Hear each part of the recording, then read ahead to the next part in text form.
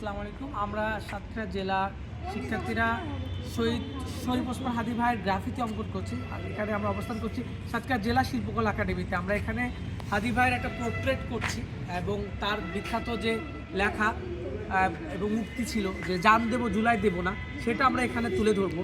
এছাড়া আমরা সারা সাতক্ষীরা জুড়ে আজ থেকে চলবে এই কর্মসূচি।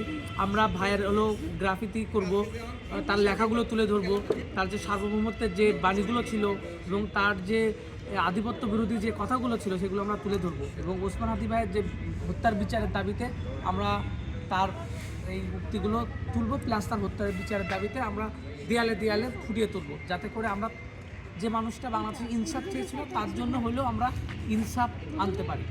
তো আমাদের সাথে যারা আসতে চাচ্ছেন শিক্ষার্থীরা আসবে এবং এটা আমাদের মনে হয় এটা আমাদের একটা নৈতিক দায়িত্ব হয়ে পড়েছে। কারণ আমরা জুলাইকে আমাদের যে কোনোভাবে জুলাইয়ের স্পিডটাকে ধরে রাখতে হবে। আর হাদি ভাই ছিল জুলাইয়ের অন্যতম কণ্ঠস্বর। তো আমরা চাই সাতক্ষীরাতে হাদি ভাইকে ফুটিয়ে তুলতে।